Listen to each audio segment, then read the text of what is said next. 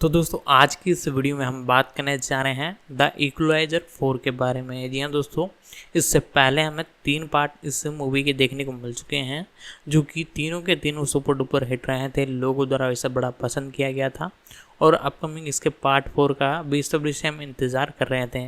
तो आज की इस वीडियो में हम इसी पर बात करेंगे। सारी कुछ इन्फॉर्मेशन है वो मैं आपको बताने वाला हूँ, तो आप वीडियो को लाइक करें एक और अमेरिकी एक्शन फटाफट थ्रिलर इस फिल्म वीडियो है। को करते हैं ये द स्टार्ट। इक्वलाइजर 2 का सीक्वल है और इसी नाम की टेलीविजन श्रृंखला पर आधारित द इक्वलाइजर फिल्म श्रृंखला की तीसरी कड़ी है। फिल्म में डेंजेल वॉशिंगटन ने सेवानिवृत्त अमेरिकी मरीन और डीआईए अधिकारी रॉबर्ट मैकल की भूमिका को दोहराया है। Dakota Fanning, Eugenio Mastrandrea, David Denman, Gaia Scodellaro और रेमो गिरॉन ने सहायक भूमिकाएं निभाई हैं। फिल्म में मैकल को पता चलता है कि दक्षिणी इटली के एक छोटे से शहर में उसके नए दोस्त कैमोरा सदस्यों से डरे हुए हैं और वो उन्हें इस खतरे से बचाने के लिए निकल पड़ता है। द इक्वलाइजर 2 की रिलीज 2 अगस्त 2018 के बाद इस फ्रेंचाइजी की तीसरी फिल्म को लेकर बातचीत शुरू हुई। कोविड-19 महामारी के कारण लंबे विलंब के बाद इस परियोजना की आधिकारिक घोषणा जनवरी 2022 में की गई। फिल्म की शूटिंग इटली में हुई और जनवरी 2023 में समाप्त हुई। द इक्वलाइजर 3 को सोनी पिक्चर्स रिलीजिंग द्वारा 1 सितंबर 2023 को संयुक्त राज्य अमेरिका में रिलीज किया गया था। फिल्म को समीक्षकों से आमतौर पर सकारात्मक समीक्षाएं मिली। चौथी और पांचवी फिल्म पर काम चल रहा है। कथानक सिसिली के एक सुनसान वाइनरी में रॉबर्ट मैककॉल ने साइबर चोरी में लूटे गए पैसे की भरपाई के लिए वाइनरी के तिजोरी की चाबी हासिल करने के लिए गैंगस्टर लॉरेंजो विटाले और उसके गुर्गों की हत्या कर दी। जब मैककॉल वाइनरी से निकल रहा था, तभी विटाले के पोते ने उसकी पीठ में गोली मार दी। मैककॉल ने चोट के कारण आत्महत्या करने का विचार किया, लेकिन फिर अपना इरादा बदल दिया और नौका से वापस मुख्य भूमि पर लौट आया। अमाल्फी तट पर गाड़ी चलाते समय मैकल अचानक गाड़ी रोककर सदमे से बेहोश हो जाता है। स्थानीय पुलिस अधिकारी काराबिनिएरे जियो बोनुची उससे मिलता है और उसे बचाता है। वो मैकल को इटली के सुदूर तटीय शहर अल्टामोंटे ले जाता है, जहां डॉक्टर एंजो अरिसियो उसका इलाज करते हैं। गोली लगने के बाद जब मैकल ठीक हो रहा था, तब उसकी मुलाकात स्थानीय लोगों से हुई और उसे उनसे और उनके गांव से लगाव हो गया। उसने गुमनाम रूप से सीआईए अधिकारी एमा कॉलिंस को फोन करके शराब खाने की अवैध मादक पदार्थों के व्यापार में गुप्त भूमिका के बारे में जानकारी दी। कॉलिंस और अन्य सीआईए एजेंटों ने एक गोदाम में भारी मात्रा में नकदी और फेनेथिलिन की गोलियों से भरे बैग बरामद किए, जिससे मैकल का संदेह पुष्ट हो गया। कॉलिंस ने मैकल को अल्टामोंटे में ढूंढ लिया और दोनों ने सहयोग जारी रखा। इसी बीच कैमोरा गिरोह, जिसका नेतृत्व भाई विंसेंट और मार्को क्वारंटा करते हैं, के सदस्य ग्रामीणों को उनके घरों से बेदखल करने और अल्टामोंटे पर व्यावसायिक उपयोग के लिए कब्जा करने के प्रयास में उन्हें परेशान करते हैं और उनकी हत्या कर देते हैं। मैकल ने मार्को को स्थानीय दुकानदार एंजेलो पर भुगतान के लिए दबाव डालते हुए सुना, जो जबरन वसूली के समान था। एंजेलो को सबक सिखाने के लिए कैमोरा गिरोह के सदस्य शहरवासियों के सामने उसकी मछली की दुकान पर आग लगा देते हैं। जियो आगजनी के वीडियो की समीक्षा करता है और जांच के लिए इतालवी केंद्रीय पुलिस को बुलाता है। जियो की पत्नी और बेटी को बंधक बनाकर उसे फंसाने के बाद कैमोरा उस पर हमला करते हैं और अपने अभियानों में दखल देने के लिए उसकी पिटाई करते हैं। उन्हें पुलिस में मौजूद एक मुखबिर से सूचना मिली थी। मार्को जियो से सोमालिया में संपर्कों के साथ एक नाव की व्यवस्था करने की मांग करता है, ताकि वो अपने अभियानों का विस्तार कर सके। बातचीत सुनकर मैककॉल मार्को से कहता है कि वो अपने अभियानों को किसी अन्य स्थान पर स्थानांतरित कर दे, ताकि कस्बे के लोगों को परेशान न करे।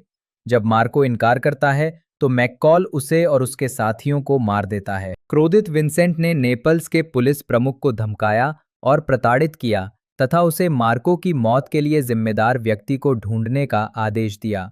विंसेंट ने कॉलिंस की कार में बम लगा दिया, लेकिन वो विस्फोट में बच गई और उसे अस्पताल में भर्ती कराया गया। विंसेंट अल्टामोंटे लौट आया और कस्बे वासियों के सामने जियो को जान से मारने की धमकी दी, जब तक कि मार्को के हत्यारे की पहचान नहीं हो जाती। मैकल ने खुद को प्रकट किया, लेकिन नागरिकों ने विरोध प्रदर्शन शुरू कर दिया और मैकल को मारने की तैयारी कर रहे विंसेंट और उसके गुंडों की वीडियो रिकॉर्डिंग अपने कैमरों से कर ली। विंसेंट और उसके साथी पीछे हट गए। वे अगले दिन बदला लेने की योजना बनाते हुए अपने बंगले में फिर से इकट्ठा हुए। उस रात मैकल विंसेंट के बंगले में घुसपैठ करता है।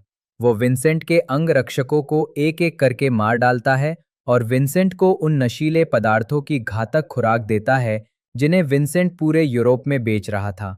कॉलिंस के माध्यम से मैकल वाइनरी से लूटी गई नकदी एक बुजुर्ग दंपति को हस्तांतरित करता है, जिन्होंने अपनी पेंशन निधि के हैक और लूटे जाने पर वो राशि खो दी थी। सीआईए मुख्यालय में अल्टामोंटे ड्रग व्यापार को समाप्त करने में उनके योगदान के लिए कॉलिंस को पदोन्नति मिलती है। उन्हें एक पैकेज मिलता है जिसमें संपर्कों की एक पुस्तिका और मैकल का एक पत्र होता है। वो उन्हें बधाई देते हैं और कहते हैं कि उनकी मां उन पर गर्व करती। पत्र से पता चलता है कि कॉलिंस मैकल की दिवंगत मित्र और सहकर्मी सुसान प्लमर की बेटी हैं। क्वारंटा भाइयों का खतरा टल जाने के बाद मैकल ने अल्टामोंटे में स्थानीय लोगों के साथ अपनी फुटबॉल टीम की जीत का जश्न मनाया।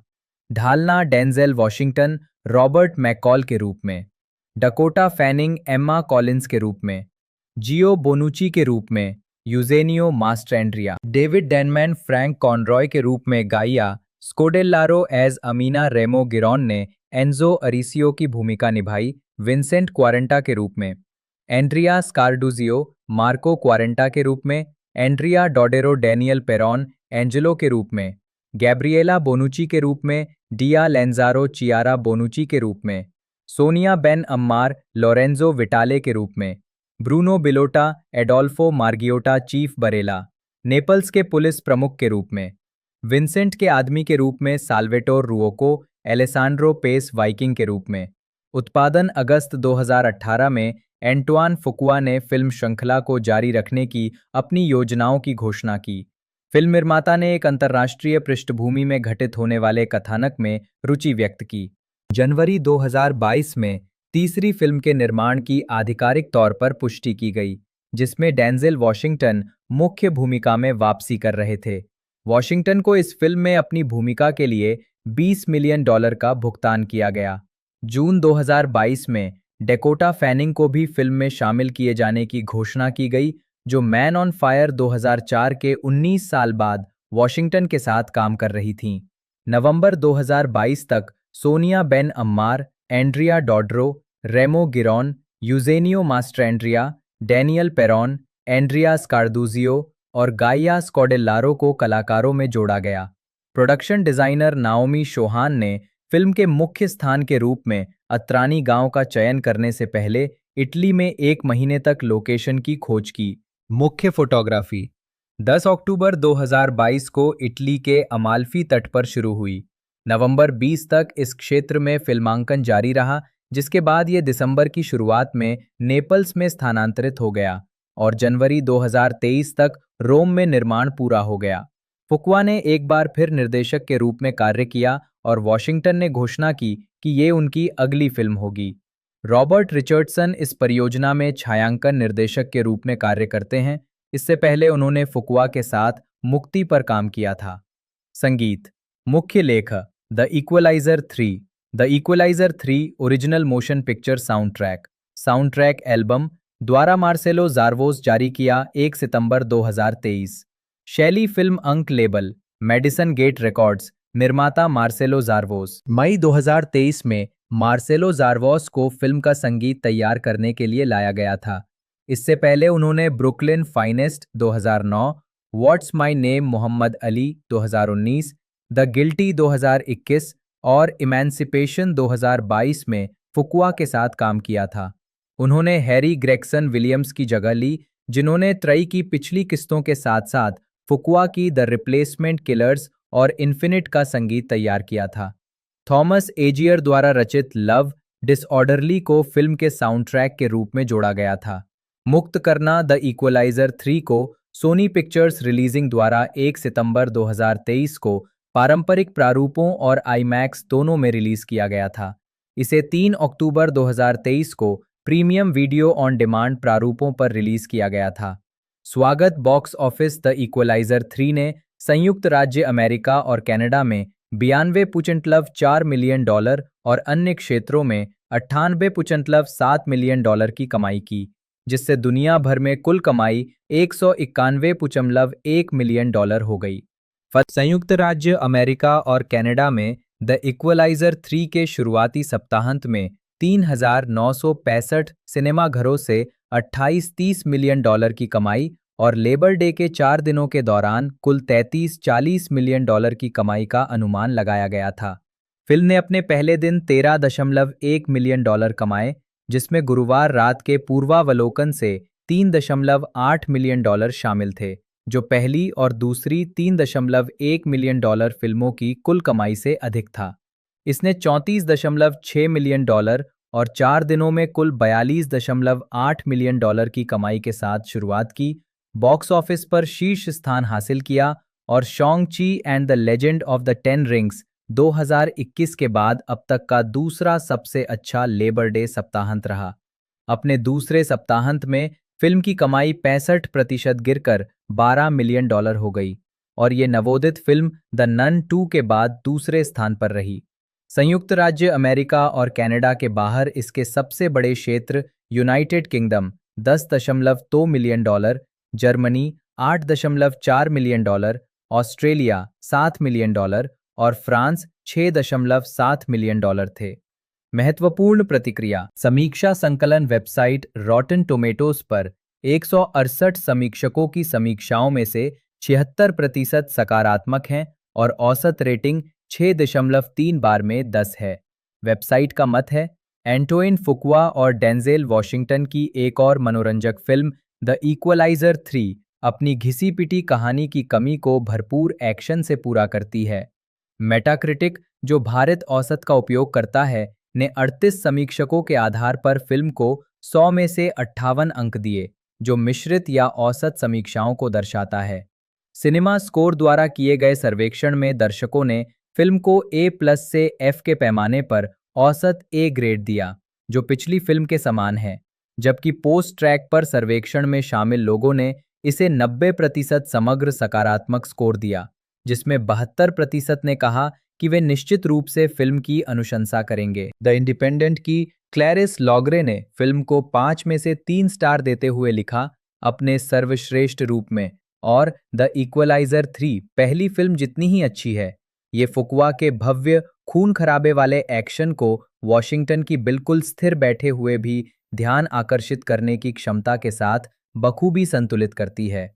द संडे टाइम्स के टॉम शोन ने भी इसे 5 में से 3 स्टार देते हुए लिखा, चाहे कैपुचिनो का आनंद लेना हो, वेट्रेस के साथ छेड़छाड़ करना हो या पुरुषों की बाहें तोड़ना हो, वॉशिंगटन इसे एक फिल्म स्टार की तरह पेश करते हैं जो अपने जीवन के मध्यकाल के सुखमय पलों का आनंद ले रहा हो। द वॉल स्ट्रीट जर्नल के काइल स्मिथ ने लिखा, जो लोग अत्यधिक हिंसा सहन कर सकते हैं उनके लिए द इक्वलाइजर 3 काफी मनोरंजक है। अगर पटकथा औसत दर्जे की है तो खूबसूरत इतालवी लोकेशन, मिस्टर वॉशिंगटन का अभी भी विश्व स्तरीय आकर्षण और मार्सेलो ज़ारवोस का रहस्यमय डरावना संगीत इसे बेहतर बनाते हैं। पुरस्कार। फिल्म को सर्वश्रेष्ठ एक्शन या एडवेंचर फिल्म के लिए सैटर्न पुरस्कार में नामांकित किया गया था, जबकि फुकुआ को मोशन पिक्चर में उत्कृष्ट निर्देशन के लिए और वॉशिंगटन को 55वें NAACP इमेज अवार्ड्स में मोशन पिक्चर में उत्कृष्ट अभिनेता के लिए नामांकित किया गया था। भविष्य। अगस्त 2023 में एंटोनी फुकुआ ने कहा कि रॉबर्ट मैकल की उत्पत्ति का विवरण देने वाली एक प्रीक्वल फिल्म बनाने के बारे में चर्चा हुई थी। फिल्म निर्माता ने कहा कि वॉशिंगटन को युवा दिखाने के लिए डी-एजिंग तकनीक का उपयोग एक विकल्प था और वो मैकल की भूमिका में जॉन डेविड वॉशिंगटन या माइकल बी जॉर्डन को लेने पर भी विचार करेंगे।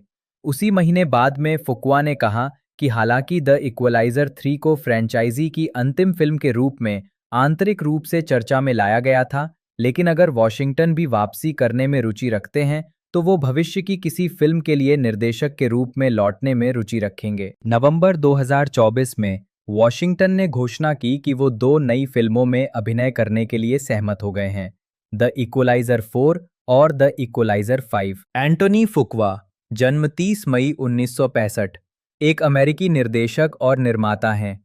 फिल्म, टेलीविजन और संगीत वीडियो में अपने काम के लिए और एक्शन और थ्रिलर शैलियों में अपने काम के लिए जाने जाते हैं। वे मूल रूप से संगीत वीडियो के निर्देशक के रूप में जाने जाते थे और उन्होंने 1998 में द रिप्लेसमेंट किलर्स के साथ फिल्म जगत में पदार्पण किया। उनकी आलोचनात्मक सफलता 2001 की क्राइम थ्रिलर ट्रेनिंग डे थी, जिसने उन्हें उत्कृष्ट निर्देशक के लिए ब्लैक रील पुरस्कार दिलाया।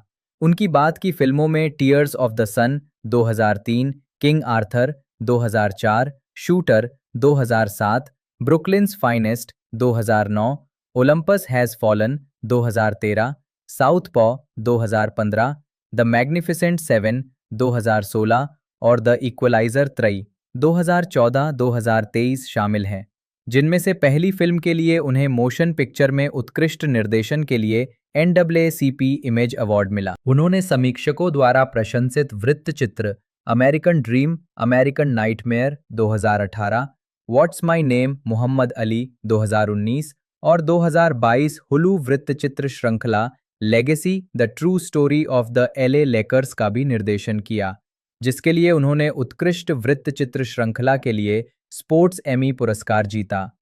प्रारंभिक जीवन और शिक्षा। फुकुआ का जन्म पिट्सबर्ग में कार्लोस और मैरी फुकुआ के घर हुआ था। उन्होंने 1983 में टेलर एल्डरडाइज हाई स्कूल से स्नातक की उपाधि प्राप्त की। फिल्म निर्माण और संगीत वीडियो की ओर रुख करने से पहले फुकुआ ने सैन्य सेवा में जेट विमान उड़ाने की उम्मीद में इलेक्ट्रिकल इंजीनियरिंग का अध्ययन किया। फुकुआ ने पटकथा लेखक शिनोबु हाशिमोटो को श्रद्धांजलि अर्पित की, जो अकीरा कुरोसावा के अक्सर सहयोगी रहे थे, और कहा कि उनके लेखन ने पिट्सबर्ग के एक बस्ती में रहने वाले लड़के को प्रभावित किया। इतना सुंदर, काव्यात्मक, शक्तिशाली और हृदय विदारक था। ये सब न्याय और बलिदान के बारे में था और इसने मुझे उन लोगों में से एक बनने की प्रेरणा दी। मैं एक कठिन क्षेत्र से आया था और मैंने गरीब लोगों को दबाते हुए देखा था। जिसके पास भी शक्ति होती थी, वो आकर दूसरों से छीन लेता था। फुकुआ ने बाद में कहा कि हिंसा के उनके अनुभव ने उनके किशोरावस्था को आकार दिया और अंततः उनके करियर के चुनाव में भी भूमिका निभाई। मेरी जिंदगी का पहला बड़ा मोड़ तब आया जब 15 साल की उम्र में मुझे गोली लग गई। इसने मेरी जिंदगी बदल दी और मुझे सड़कों पर कम घूमने और ज्यादा फिल्में देखने की आदत पड़ गई। इस तरह की चीजें जिंदगी और अपने आसपास के लोगों के प्रति बेहतर समझ विकसित करने के लिए एक तरह से जगाने वाली होती हैं। उस पल से मैंने अपनी सारी ऊर्जा उन चीजों में लगा दी जिन पर मुझे विश्वास था, और उस समय वे बास्केटबॉल और खेल थे। इसी वजह से मुझे छात्रवृत्ति मिली। उसके बाद एक प्रोफेसर ने कहा कि मुझे कला की कक्षा लेनी चाहिए। मुझे कैरावैगियो नाम के एक कलाकार से प्यार हो गया। आजीविका फुकुआ ने अपने करियर की शुरुआत टोनी ब्रैक्सटन, स्टीवी वंडर और प्रिंस जैसे लोकप्रिय कलाकारों के लिए संगीत वीडियो निर्देशित करके की।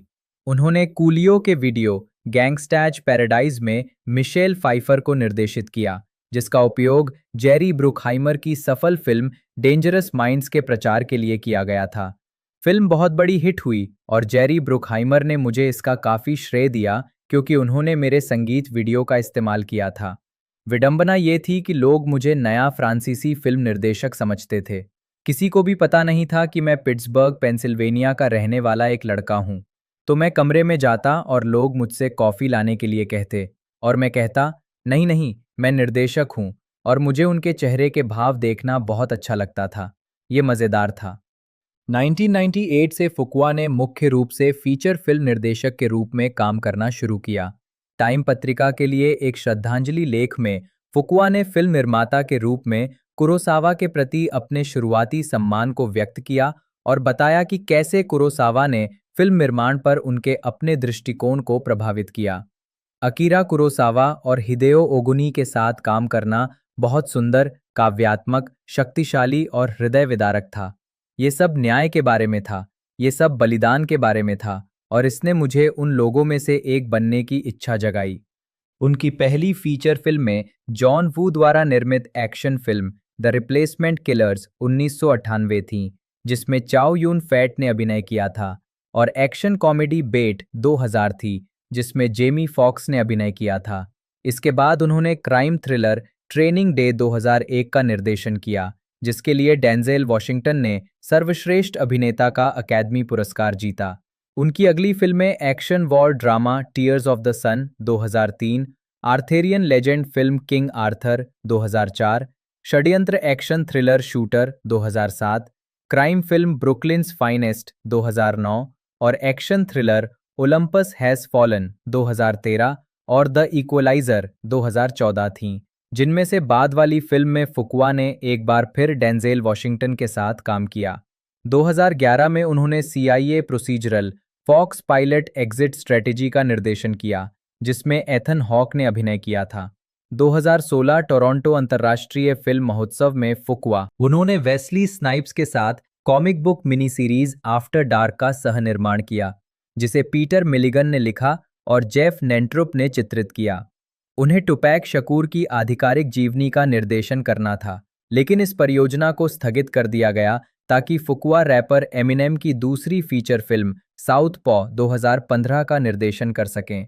एमिनेम ने बाद में अपने संगीत पर ध्यान केंद्रित करने के लिए साउथ पॉ छोड़ दिया और उनकी जगह जेक गिलनहॉल को लिया गया। फुकवा की 2016 की फिल्म द मैग्निफिसेंट सेवन इसी नाम की क्लासिक 1960 वेस्टर्न फिल्म का रीमेक थी, जो खुद कुरोसावा की 1954 की फिल्म सेवन समुराई का अमेरिकी रीमेक थी। डेंजेल वॉशिंगटन ने सैम चिसोलम की मुख्य भूमिका निभाई। 2018 की शुरुआत में फुकवा ने फॉक्स के medical drama series the resident के कार्यकारी निर्माताओं में से एक के रूप में काम किया।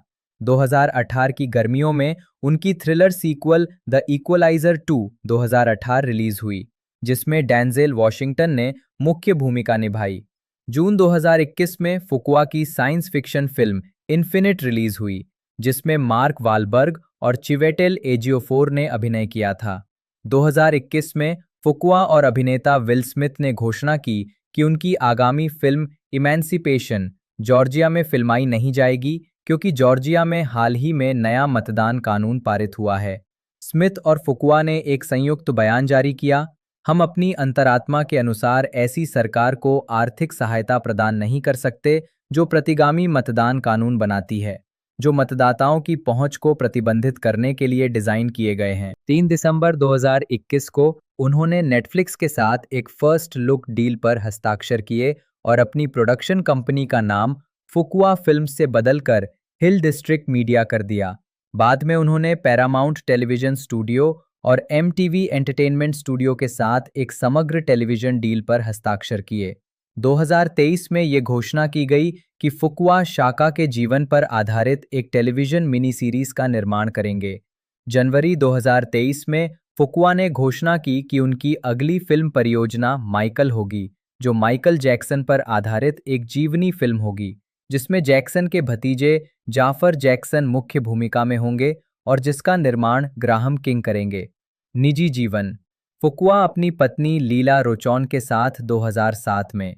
फुकवा और अभिनेत्री लीला रोचौन ने 1998 में सगाई की और 9 अप्रैल 1999 को शादी कर ली। बेटी एशिया रोचौन फुकवा का जन्म 28 जुलाई 2002 को और बेटे ब्रैंडो का जन्म मई 2004 में हुआ।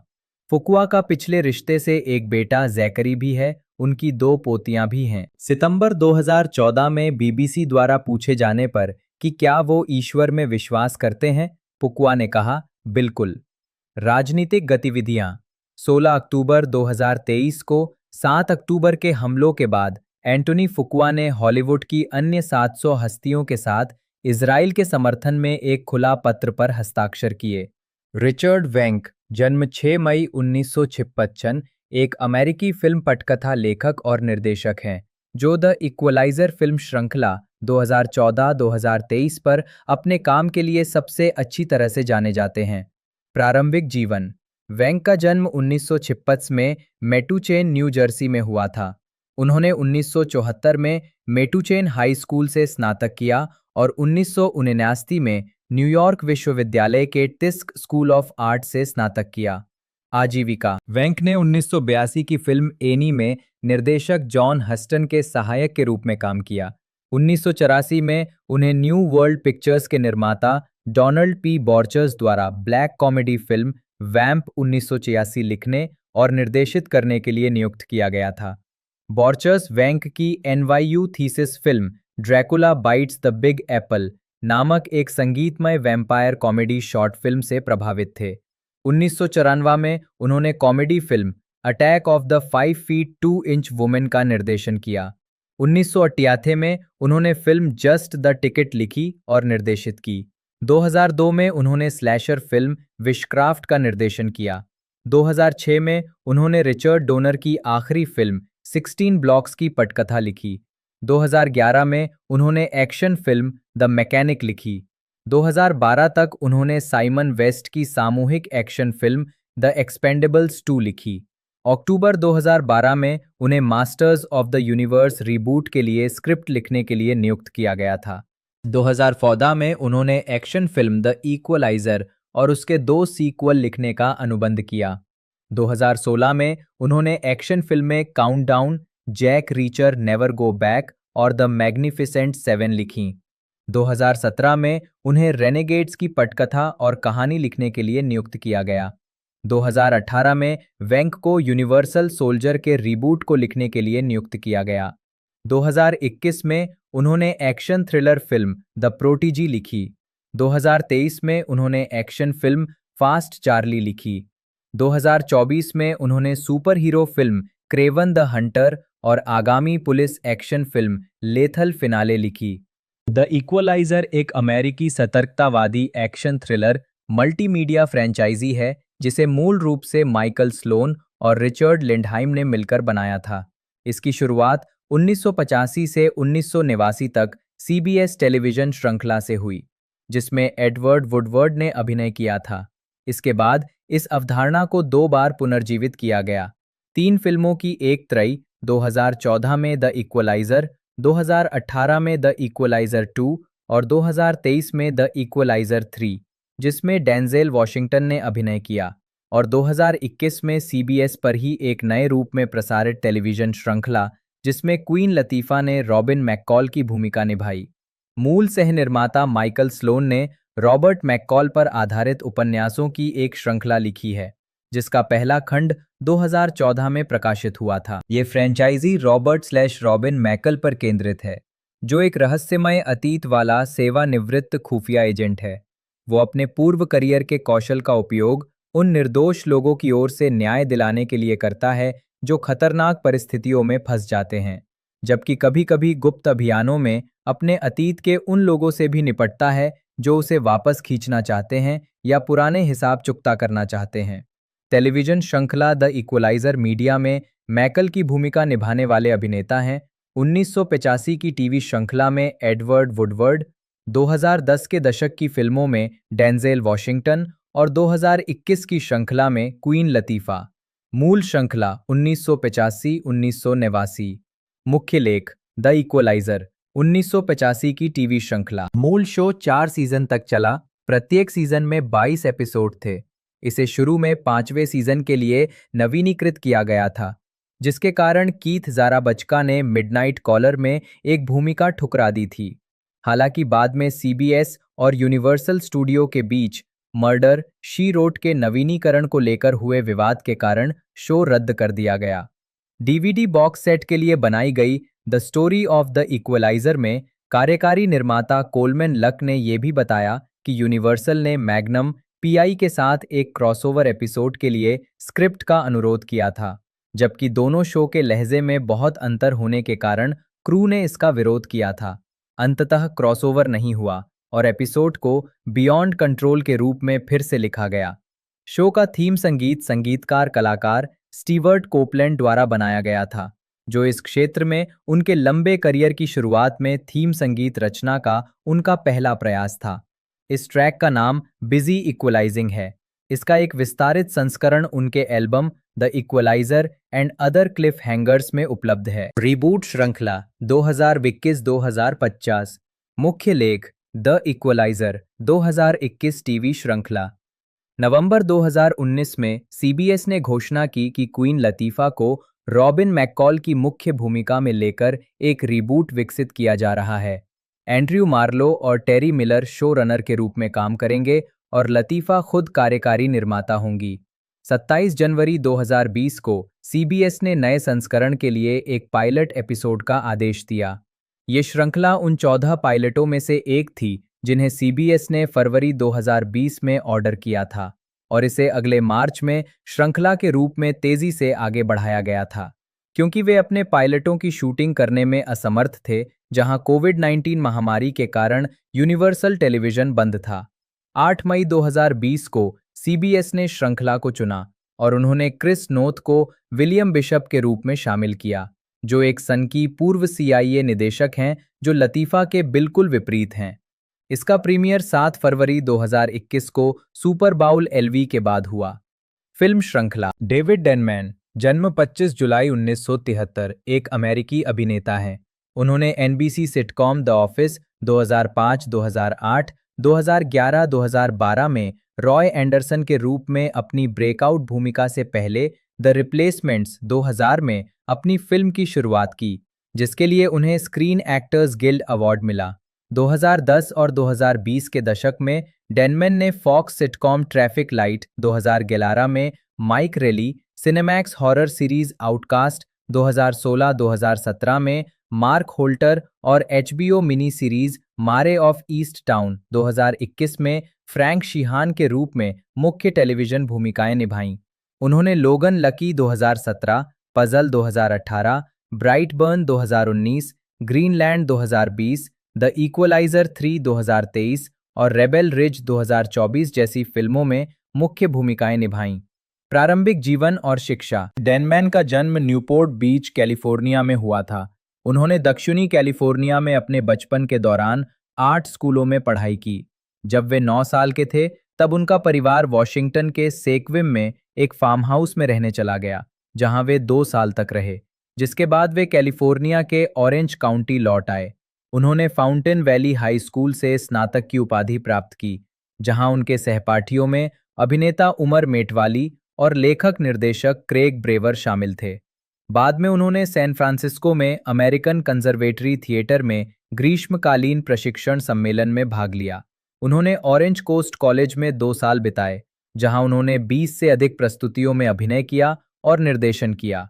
उन्होंने जूलियार्ड स्कूल के ड्रामा डिवीजन 1993-1997 ग्रुप 26 से ललित कला स्नातक की उपाधि प्राप्त की, जहां उनके सहपाठियों में सारा रामिरेज और एलन ट्यूडिक शामिल थे।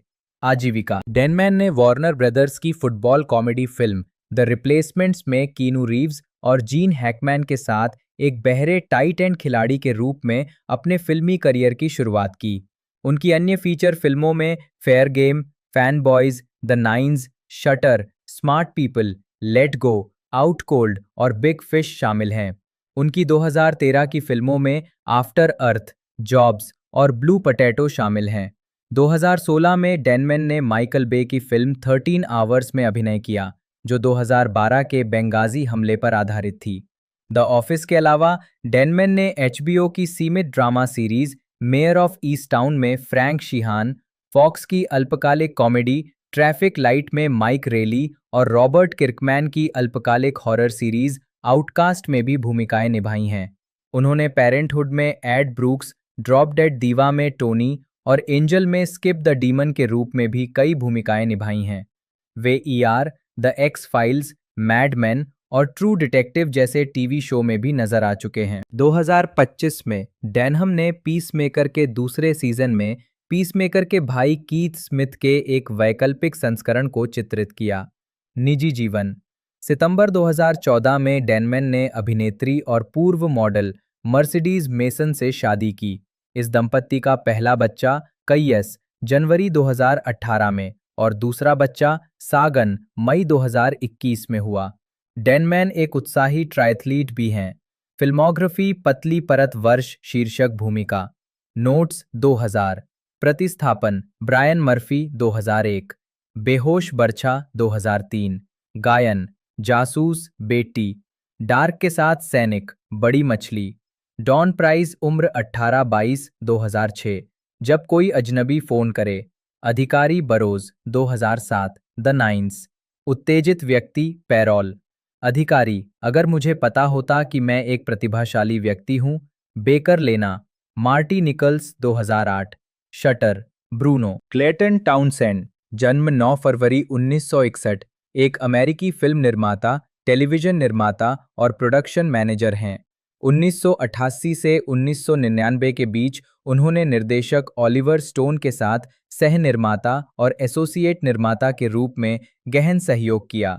उस दौर की उल्लेखनीय फिल्मों में born on the 4th of July 1989, natural born killers 1994 और एनी गिवन संडे 1999 शामिल हैं। निर्माता के रूप में उनकी अन्य उल्लेखनीय उपलब्धियों में एबेल फेरारा की द ब्लैकआउट 1997 और डैनियल पाइने द्वारा निर्देशित वेयर इज मार्लो 1998 शामिल हैं। उन्होंने डेविड मिर्किन द्वारा निर्देशित एमजीएम कॉमेडी हार्ट ब्रेकर्स 2001 और निर्देशक जोएल शूमाकर की बैड कंपनी 2002 में कार्यकारी निर्माता के रूप में भी काम किया। फीचर फिल्मों के अलावा टाउनसेंड ने पैरामाउंट टेलीविजन के लिए कई टेलीविजन पायलटों का निर्माण किया है, जिनमें 2004 की टेलीविजन फिल्म होमलैंड सिक्योरिटी भी शामिल है। 1990 में टाउनसेंड ने film born on the 4th of July के लिए मोशन पिक्चर्स में उत्कृष्ट निर्देशन उपलब्धि के लिए डायरेक्टर्स गिल्ड ऑफ अमेरिका पुरस्कार जीता। उन्होंने ये पुरस्कार ऑलिवर स्टोन के साथ साझा किया।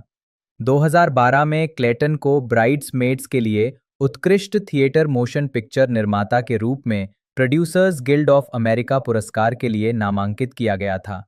1992 से वो लॉस एंजलिस स्थित एक निजी production company itinerant film corporation के अध्यक्ष हैं। कॉनराड बफ चतुर्थ, जन्म 8 जुलाई 1948, एक अमेरिकी फिल्म संपादक हैं जिन्होंने 1985 से अब तक 25 से अधिक फिल्मों में संपादन का श्रेय प्राप्त किया है। बफ को टाइटैनिक 1997 के लिए सर्वश्रेष्ठ फिल्म संपादन का अकादमी पुरस्कार और सर्वश्रेष्ठ संपादित फीचर फिल्म का ACEAD पुरस्कार जीतने के लिए जाना जाता है। ये पुरस्कार उन्होंने अपने सह संपादकों जेम्स कैमरून और रिचर्ड ए हैरिस के साथ साझा किए थे। उन्होंने 13 डेज 2000 के लिए सर्वश्रेष्ठ संपादन का सैटेलाइट पुरस्कार भी जीता। जीवन और करियर। बफ का जन्म लॉस एंजलिस में हुआ था। वे वास्तुकार कॉनरैड बफ थर के पुत्र और बच्चों की किताबों के रचनाकार मैरी और कॉनरैड बफ, चित्रकार कॉनरैड बफ के पोते थे। उन्होंने लॉस एंजलिस के ईगल रॉक हाई स्कूल और 2 साल तक पासाडेना सिटी कॉलेज में पढ़ाई की, जिसके बाद वे अमेरिकी नौसेना में शामिल हो गए। बफ ने हॉलीवुड में नौसेना के मोशन पिक्चर ऑफिस में काम करते हुए फिल्म संपादन सीखा। अपने नागरिक करियर के पहले चरण में बफ ने द एम्पायर स्ट्राइक्स बैक 1980 से लेकर घोस्ट बस्टर्स 1984 तक कई सफल फिल्मों में विजुअल इफेक्ट्स एडिटर के रूप में काम किया। बफ रिटर्न ऑफ द जेडी 1983 में सहायक संपादक थे। उन्होंने संपादक शॉन बार्टन और निर्देशक रिचर्ड मार्क्वांड के साथ काम किया। संपादन में उनका पहला श्रेय बार्टन के साथ जैग्ड एज 1985 के सह संपादक के रूप में था, जिसका निर्देशन भी मार्क्वांड ने किया था। बफ को विशेष रूप से जेम्स कैमरून द्वारा निर्देशित 4 फिल्मों के संपादन के लिए जाना जाता है, जिनमें टाइटैनिक भी शामिल है। बफ ने जोएल गुडमैन के साथ द एबिस 1989 का संपादन किया। टर्मिनेटर 2 जजमेंट डे 1991 मार्क गोल्डब्लैट और रिचर्ड ए हैरिस के साथ के संपादन के लिए बफ को ऑस्कर और एडी पुरस्कार के लिए नामांकित किया गया था। ट्रू लाइज 1994, इसमें भी गोल्डब्लैट और हैरिस के साथ के लिए उन्हें फिर से एडी पुरस्कार के लिए नामांकित किया गया था। अपने वास्तविक पुरस्कारों के अलावा टाइटैनिक को सर्वश्रेष्ठ संपादन के लिए बाफ्टा पुरस्कार के लिए भी नामांकित किया गया था। बफ ने निर्देशक रोजर डोनाल्डसन के साथ 4 फिल्मों का संपादन किया है। The getaway 1994, species 1995, Dante's peak 1997, Tina Hirsch और हॉवर्ड स्मिथ के साथ सह संपादित, और 13 डेज 2000, जिसने सर्वश्रेष्ठ संपादन के लिए सैटेलाइट पुरस्कार जीता। 13 डेज के बाद से बफ ने एंटोनी फुक्वा द्वारा निर्देशित 8 फिल्मों का संपादन किया है। Training day 2001, tears of the sun 2003, King Arthur 2004 Jamie Pearson के साथ, शूटर 2007 एरिक सियर्स के साथ, द इक्वलाइजर 2 2018, इन्फिनिट 2021, इमेंसिपेशन 2022 और द इक्वलाइजर 3 2023। बफ को अमेरिकन सिनेमा एडिटर्स की सदस्यता के लिए चुना गया है। फिल्मोग्राफी इंटरनेट मूवी डेटाबेस पर आधारित फिल्मोग्राफी। वर्ष शीर्षक निदेशक नोट्स 1970 विशुव Jack Woods Dennis Muren 1978 battlestar Galactica Richard A Colla Alan J Levy Denzel Hayes Washington junior जन्म 28 दिसंबर 1954 एक अमेरिकी अभिनेता निर्माता निर्देशक और पेंटिकॉस्टल पादरी हैं। मंच और स्क्रीन पर अपनी दमदार भूमिकाओं के लिए जाने जाने वाले उन्हें कई पुरस्कार मिले हैं, जिनमें 2 अकादमी पुरस्कार, 1 अभिनेता पुरस्कार, 2 गोल्डन ग्लोब, 2 सिल्वर बियर और 1 टोनी पुरस्कार शामिल हैं। साथ ही उन्हें ग्रैमी पुरस्कार और 2 प्राइम टाइम एमी पुरस्कारों के लिए भी नामांकित किया गया है। 2020 में द न्यूयॉर्क टाइम्स ने वॉशिंगटन को 21वीं सदी का सबसे महान अभिनेता घोषित किया। उन्हें 2016 में सेसिल बी डेमिल पुरस्कार, 2019 में AFI लाइफ अचीवमेंट पुरस्कार, 2025 में मानद पाल्मे डियोर और 2025 में राष्ट्रपति पदक स्वतंत्रता से भी सम्मानित किया गया है। जिन फिल्मों में उन्होंने अभिनय किया है, उन्होंने दुनिया भर में $5.1 बिलियन से अधिक की कमाई की है। अमेरिकन कंजर्वेटरी थिएटर में प्रशिक्षण प्राप्त करने के बाद वॉशिंगटन ने ऑफ ब्रॉडवे प्रदर्शनों में अभिनय करके थिएटर में अपना करियर शुरू किया। उन्हें पहली बार NBC की medical drama series Saint Elsewhere 1982-1988 और युद्ध फिल्म अ सोल्जर स्टोरी 1984 में प्रसिद्धि मिली। वॉशिंगटन ने युद्ध ड्रामा ग्लोरी 1989 में अमेरिकी गृहयुद्ध के एक सैनिक की भूमिका निभाने के लिए सर्वश्रेष्ठ सहायक अभिनेता का एकेडमी पुरस्कार और क्राइम थ्रिलर ट्रेनिंग डे 2001 में एक भ्रष्ट पुलिस अधिकारी की भूमिका निभाने के लिए सर्वश्रेष्ठ अभिनेता का एकेडमी पुरस्कार जीता। उन्हें cry freedom 1987, Malcolm X 1992, the hurricane 1999, flight 2012, fences 2016, Roman J Israel esquire 2017 और द ट्रेजेडी ऑफ मैकबेथ 2021 में अपनी भूमिकाओं के लिए ऑस्कर के लिए नामांकित किया गया था। वॉशिंगटन ने अन्य उल्लेखनीय फिल्मों में भी अभिनय किया है, जिनमें द पेलिकन ब्रीफ और फिलाडेल्फिया दोनों 1993, क्रिम्सन टाइड और devil in a blue dress दोनों 1955, he got game 1998, remember the titans 2000, man on fire 2004, डेजा वू और इनसाइड मैन दोनों 2006, अमेरिकन गैंगस्टर 2007, अनस्टॉपेबल और द बुक ऑफ एली दोनों 2010, द इक्वलाइजर ट्रिलॉजी 2014-2023, ग्लैडिएटर 2 2024 और highest to lowest 2025 शामिल हैं।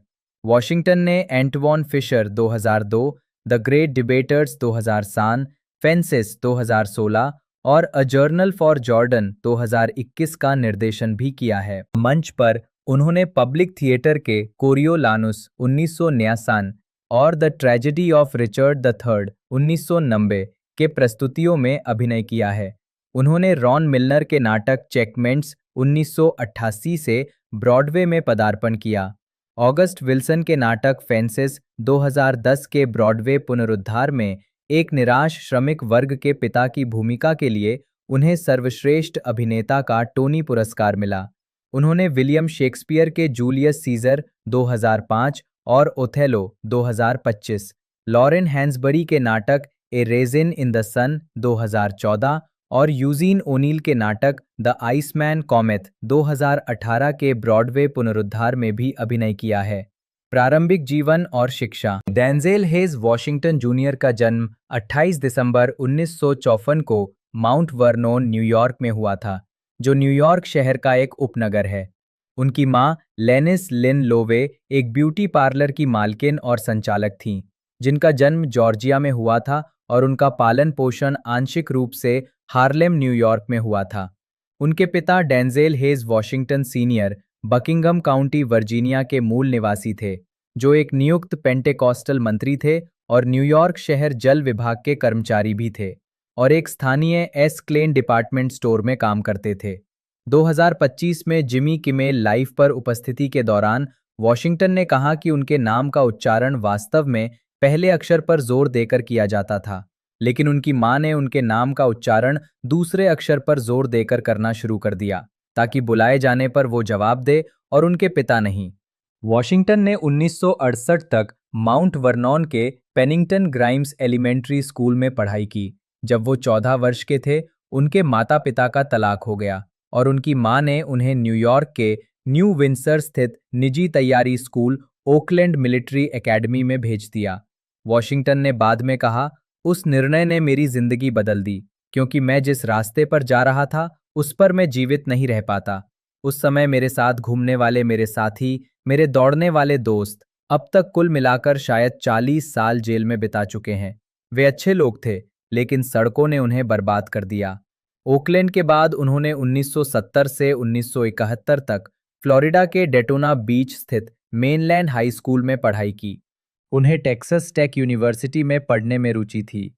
मैं माउंट वॉर्नोन के बॉयज क्लब में पला बढ़ा और हम रेड रेडर्स कहलाते थे। इसलिए जब मैं हाई स्कूल में था तो मैं लुबॉक में टेक्सास टेक जाना चाहता था, सिर्फ इसलिए कि उन्हें रेड रेडर्स कहा जाता था और उनकी वर्दी हमारी जैसी दिखती थी। इसके बजाय उन्होंने 1977 में फोर्डम यूनिवर्सिटी से ड्रामा और जर्नलिज्म में बीए की डिग्री हासिल की।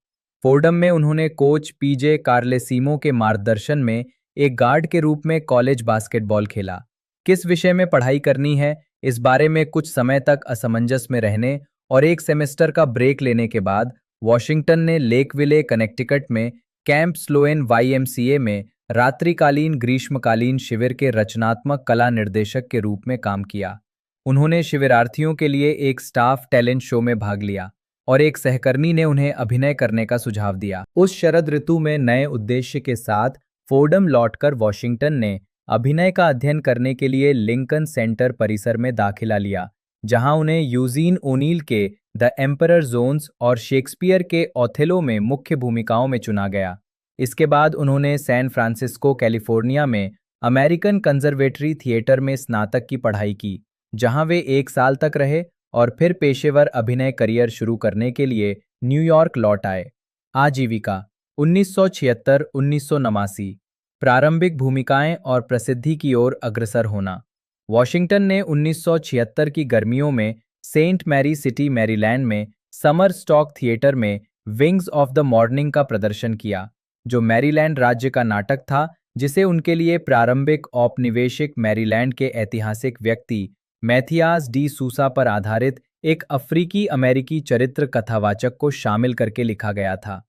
वॉशिंगटन 62वें अकादमी पुरस्कार समारोह 1990 में, जहां उन्होंने फिल्म ग्लोरी के लिए सर्वश्रेष्ठ सहायक अभिनेता का पुरस्कार जीता था। फोर्डम से स्नातक होने के कुछ ही समय बाद वॉशिंगटन ने 1977 में बनी टेलीविजन फिल्म विल्मा में अपने अभिनय की शुरुआत की, जो स्प्रिंटर विल्मा रुडोल्फ के बारे में एक डॉक्यू ड्रामा थी, और 1981 की फिल्म कार्बन कॉपी में हॉलीवुड में अपनी पहली उपस्थिति दर्ज की।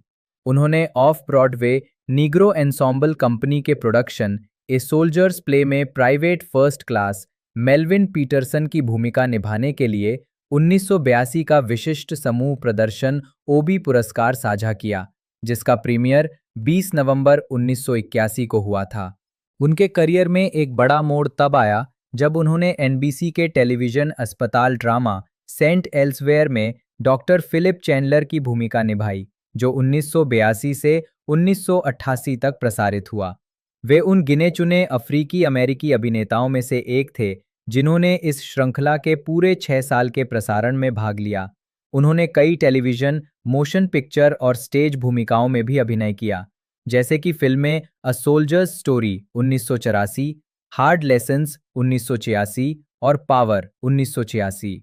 1987 में उन्होंने रिचर्ड एटिनबरो की फिल्म क्राई फ्रीडम में दक्षिण अफ्रीकी रंगभेद विरोधी राजनीतिक कार्यकर्ता स्टीफन बीको की भूमिका निभाई, जिसके लिए उन्हें सर्वश्रेष्ठ सहायक अभिनेता के अकादमी पुरस्कार के लिए नामांकित किया गया था। 1989 में वॉशिंगटन ने फिल्म ग्लोरी में एक विद्रोही, आत्मविश्वासी पूर्व गुलाम सैनिक के किरदार के लिए सर्वश्रेष्ठ सहायक अभिनेता का अकादमी पुरस्कार जीता। उसी वर्ष वे फिल्म द माइटी क्वीन और फॉर क्वीन एंड कंट्री में भी दिखाई दिए, जहां उन्होंने रूबेन जेम्स नामक एक ब्रिटिश सैनिक की भूमिका निभाई जो एक संघर्षरत और मोहभंग का शिकार था। एक शानदार सैन्य करियर के बावजूद वो नागरिक जीवन में लौटता है, जहां नस्लवाद और शहरी जीवन उसे स्वघोषित न्याय के नाम पर हिंसा और कानून अपने हाथ में लेने के लिए प्रेरित करते हैं। 1990-1999 हॉलीवुड में प्रसिद्धि और ख्याति। 1999 में व्हाइट हाउस में वॉशिंगटन। 1990 की गर्मियों में वॉशिंगटन ने पब्लिक थिएटर के विलियम शेक्सपियर के नाटक रिचर्ड III में मुख्य भूमिका निभाई थी। द न्यूयॉर्क टाइम्स के मेल गुसो ने वॉशिंगटन की प्रशंसा करते हुए उन्हें विविधता और तीव्रता से भरे अभिनेता बताया, जो नियंत्रित क्रोध की भावना को अभिव्यक्त करने में माहिर हैं। उसी वर्ष वॉशिंगटन ने स्पाइक ली की फिल्म मो बेटर ब्लूज में ब्लीक गिलियम की भूमिका निभाई। एम्पायर के चार्ल्स मरे ने वॉशिंगटन के अभिनय की प्रशंसा करते हुए उन्हें एक जुनूनी संगीतकार का सशक्त चित्रण बताया और कहा, ली की सभी फिल्मों की तरह मो बेटर ब्लूज भी एक वास्तविक सामूहिक प्रस्तुति है और सभी कलाकारों का प्रदर्शन उत्कृष्ट है, लेकिन वॉशिंगटन और ली अतिरिक्त प्रशंसा के पात्र हैं। 1991 में उन्होंने मीरा नायर द्वारा निर्देशित रोमांटिक ड्रामा मिसिसिपी मसाला में सरिता चौधरी के साथ डिमेट्रियस विलियम्स की भूमिका निभाई।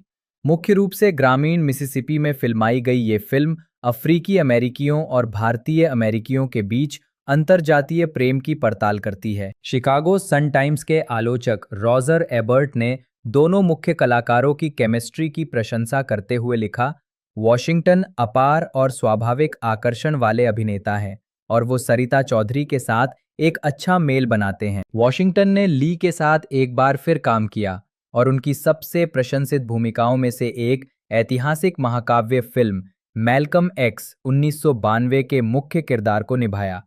न्यूयॉर्क टाइम्स ने फिल्म को अपने समीक्षकों की पसंद बताया और विंसेंट कैनबी ने कहा, डेंजेल वॉशिंगटन में एक ऐसा उत्कृष्ट अभिनेता है जिसने मैल्कम एक्स के लिए वही किया जो बेन किंग्सले ने गांधी के लिए किया था।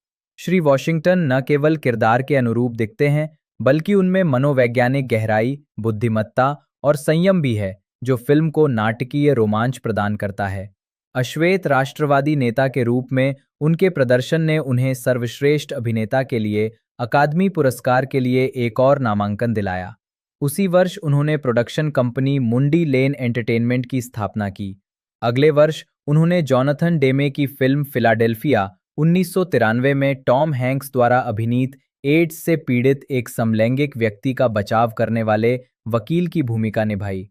साइट एंड साउंड ने लिखा, वॉशिंगटन को मुख्य भूमिका में लेने से फिल्म को अश्वेत दर्शकों की गारंटी मिली, जिन्हें अन्यथा एड्स से पीड़ित एक धनी श्वेत समलैंगिक की समस्याओं में शायद ज्यादा दिलचस्पी नहीं होती। लेकिन एड्स शहरी इलाकों में व्यापक रूप से फैला हुआ है, जहां ये न केवल समलैंगिक पुरुषों को बल्कि नशीली दवाओं का सेवन करने वालों और महिलाओं को भी प्रभावित करता है। 1990 के दशक के आरंभ और मध्य में वॉशिंगटन ने कई सफल थ्रिलर फिल्मों में अभिनय किया, जिनमें 1993 में जूलिया रॉबर्ट्स के साथ द पेलिकन ब्रीफ और 1995 में जीन हैकमैन के साथ क्रिम्सन टाइड, साथ ही केनेथ ब्रांग द्वारा निर्देशित Shakespearean comedy much ado about nothing शामिल हैं। 1996 में उन्होंने मैग रयान के साथ करेज अंडर फायर में एक अमेरिकी सेना अधिकारी की भूमिका निभाई, जो एक महिला हेलीकॉप्टर कमांडर की मेडल ऑफ ऑनर के लिए योग्यता की जांच करता है।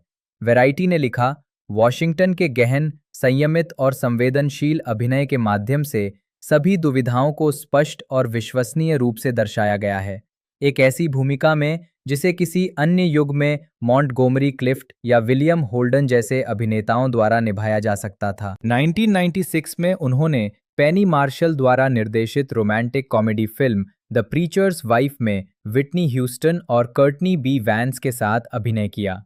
ये फिल्म 1947 की फिल्म द बिशप्स वाइफ का रीमेक है, जिसमें कैरी ग्रांट, लॉरेटा यंग और डेविड निवेन ने अभिनय किया था। 1998 में वॉशिंगटन ने स्पाइक ली की फिल्म ही गॉट गेम में अभिनय किया। वॉशिंगटन ने एक ऐसे पिता की भूमिका निभाई जो 6 साल की जेल की सजा काट रहा होता है, जब जेल वार्डन उसे अपने शीर्ष रैंक वाले हाई स्कूल बास्केटबॉल खिलाड़ी बेटे रे एलन को गवर्नर के एल्मा मैटर बिग स्टेट में साइन करने के लिए मनाने के लिए अस्थायी पैरोल की पेशकश करता है। ये फिल्म ली के साथ वॉशिंगटन का तीसरा सहयोग था। उसी वर्ष उन्होंने जॉन गुडमैन, जेम्स गैंडोल्फिनी और डोनाल्ड सदरलैंड के साथ ग्रेगरी हॉब्लेट की अलौकिक हॉरर फिल्म फॉलन 1998 में अभिनय किया। 1999 में वॉशिंगटन ने एंजेलिना जोली के साथ crime thriller film the bone collector में अभिनय किया। उसी वर्ष वॉशिंगटन ने द हरिकेन में मुख्य भूमिका निभाई, जो मुक्केबाज रूबिन हरिकेन कार्टर की कहानी थी, जिसे तिहरे हत्याकांड के लिए दोषी ठहराया गया था, लेकिन लगभग 20 साल जेल में बिताने के बाद उसकी सजा पलट दी गई थी। हालांकि द बोन कलेक्टर की तुलना में बॉक्स ऑफिस पर कम सफल रही, लेकिन हरिकेन को समीक्षकों से बेहतर सराहना मिली। कार्टर की भूमिका के लिए उन्हें बर्लिन अंतर्राष्ट्रीय फिल्म महोत्सव में सिल्वर बियर पुरस्कार मिला। शिकागो सन टाइम्स के फिल्म समीक्षक रॉजर एबर्ट ने वॉशिंगटन के अभिनय के बारे में लिखा, ये डेंजेल वॉशिंगटन के बेहतरीन अभिनय में से एक है, जो मैल्कम एक्स में उनके काम के बराबर है। 2000-2009 स्थापित अभिनेता और एक्शन भूमिकाएं। वॉशिंगटन वर्ष 2000 में 57वें गोल्डन ग्लोब पुरस्कारों में वॉशिंगटन ने फिल्म द हरिकेन में अपने अभिनय के लिए सर्वश्रेष्ठ अभिनेता ड्रामा का गोल्डन ग्लोब पुरस्कार जीता। वे 1963 में सिडनी पॉइटियर के बाद ये पुरस्कार जीतने वाले पहले अश्वेत अभिनेता थे। सैन फ्रांसिस्को क्रॉनिकल के मिक लासेल ने कहा, वॉशिंगटन जीवन की चरम सीमाओं का मार्मिक चित्रण करते हैं। वे दर्शकों को एक ऐसे व्यक्ति के मन में ले जाते हैं जो कैद और शारीरिक अभाव का सामना कर रहा है। इससे भी अधिक गहराई से वे दिखाते हैं कि हर दिन बेकाबू क्रोध और लाचारी, निराशा और आशा की पीड़ाओं से जूझना कैसा होता है। 2000 में उन्होंने Disney sports drama film remember the titans में high school football coach Herman Boone की भूमिका निभाई, जिसने अमेरिका में 100 मिलियन अमेरिकी डॉलर से अधिक की कमाई की। सैलून के एंड्रयू ओहेहिर ने लिखा, वॉशिंगटन निश्चित रूप से रिमेंबर द टाइटंस का मुख्य आधार है। वो एक प्रभावशाली भूमिका में एक प्रभावशाली अभिनेता हैं और द हरिकेन में जितने यादगार थे उतने ही यादगार हैं। वॉशिंगटन ने एंटोनी फुकुआ द्वारा निर्देशित क्राइम थ्रिलर ट्रेनिंग डे 2001 में एथन हॉक के साथ अभिनय किया। उन्होंने भ्रष्ट लॉस एंजलिस पुलिस अधिकारी जासूस अलोन्जो हैरिस की भूमिका निभाई। रॉजर एबर्ट ने उनके अभिनय के बारे में लिखा, डेंजेल वॉशिंगटन के लिए ये एक दुर्लभ खलनायक की भूमिका है। वो अपने सामान्य मिलनसार किरदारों की तरह दिखते, बोलते या चलते नहीं हैं। वो किसी हॉरर फिल्म के राक्षस की तरह हैं, अजय और निर्दयी। वॉशिंगटन ने सर्वश्रेष्ठ अभिनेता का अकादमी पुरस्कार जीता और पोइटियर के बाद इस श्रेणी में पुरस्कार जीतने वाले दूसरे अफ्रीकी अमेरिकी अभिनेता बने, जिन्हें उसी रात मानद अकादमी पुरस्कार से सम्मानित किया गया था। उन्हें सर्वश्रेष्ठ अभिनेता ड्रामा के लिए गोल्डन ग्लोब पुरस्कार और मुख्य भूमिका में सर्वश्रेष्ठ पुरुष अभिनेता के लिए भी नामांकित किया गया था। 2002 में उन्होंने निक कैसवेलेट्स द्वारा निर्देशित स्वास्थ्य सेवा पर आधारित नाटक जॉन क्यू 2002 में जॉन क्विंसी आर्चिबाल्ड की भूमिका निभाई। वॉशिंगटन ने जेम्स वुड्स, रॉबर्ट डुवेल और रे लियोटा के साथ अभिनय किया। फिल्म आर्थिक रूप से सफल रही, लेकिन आलोचकों ने वॉशिंगटन के अभिनय की प्रशंसा करते हुए मिली-जुली समीक्षाएं दी। बीबीसी के फिल्म समीक्षक नील स्मिथ ने लिखा, फिल्म की विश्वसनीयता वॉशिंगटन के गहन मानवीय अभिनय और सहायक कलाकारों के उन रूढ़िवादी भूमिकाओं से ऊपर उठने के उत्कृष्ट प्रयासों से आती है जिनसे वे बंधे हुए थे। उसी वर्ष वॉशिंगटन ने अपनी पहली फिल्म एंटॉन फिशर 2002 का निर्देशन किया, जिसकी काफ़ी समीक्षा हुई थी। इस फिल्म में उन्होंने नौसेना के मनोचिकित्सक की भूमिका भी निभाई थी। द न्यूयॉर्क टाइम्स के स्टीफन होल्डन ने उनके निर्देशन की प्रशंसा करते हुए लिखा, श्री वॉशिंगटन एक जीवंत और यथार्थवादी शैली में सिनेमाई कथा पर आत्मविश्वासपूर्ण पकड़ दिखाते हैं। मई 2005 में जूलियस सीजर के प्रदर्शन के बाद वॉशिंगटन 2003 और 2006 के बीच वॉशिंगटन कई थ्रिलर फिल्मों में दिखाई दिए, जिन्होंने बॉक्स ऑफिस पर आम तौर पर अच्छा प्रदर्शन किया, जिनमें कार्ल फ्रैंकलिन की आउट ऑफ टाइम में ईवा मेंडेस के साथ और टोनी स्कॉट की मैन ऑन फायर में डकोटा फैनिंग के साथ अभिनय शामिल है। 2004 में उन्होंने मेरिल स्ट्रीप के साथ 1962 की इसी नाम की फिल्म के रीमेक द मंचूरियन कैंडिडेट में अभिनय किया। 2006 में उन्होंने स्पाइक ली द्वारा निर्देशित बैंक डकैती थ्रिलर इनसाइड मैन में मुख्य भूमिका निभाई, जिसमें जोडी फॉस्टर और क्लाइव ओवेन्स सह कलाकार थे। वैरायटी के टॉड मैकार्थी ने लिखा, इसकी शानदार कास्ट, चतुर पटकथा और न्यूयॉर्क शहर का जीवंत प्रदर्शन स्पाइक ली के सबसे मुख्य धारा के स्टूडियो वेंचर के लिए मजबूत प्लस पॉइंट हैं। उसी वर्ष बाद में उन्होंने नवंबर में रिलीज हुई टाइम ट्रैवल फिल्म डेजा वू में अभिनय किया। 2005 में वे ब्रॉडवे पर जूलियस सीजर के पुनरुद्धार में ब्रूटस की भूमिका निभाने के लिए मंच पर वापस आए। न्यूयॉर्क टाइम्स के थिएटर समीक्षक बेन ब्रेंटली ने लिखा, वॉशिंगटन ने खुद को शर्मिंदा नहीं किया, जैसा कि हॉलीवुड के प्रमुख लोगों को ब्रॉडवे पर करते देखा गया है। तो बात कर ले इससे पहले जो मूवी आई थी हमें इक्वलाइजर 3 के बारे में, वो भी हिट रही थी। उस मूवी के बारे में बात कर ले तो वो हमें तकरीबन देखने को मिली थी 2023 के अंदर। उस समय इसका जो बजट है वो $70 मिलियन का था और मूवी ने कलेक्शन लगभग 191.1 मिलियन या 200 मिलियन तक तकरीबन कलेक्शन दिया था, जो कि इस मूवी को सुपर डुपर हिट बनाता है, फ्रेंचाइजी को भी हिट बनाता है। बाकी कंफर्म हमें इसका चौथा पार्ट देखने को मिलेगा।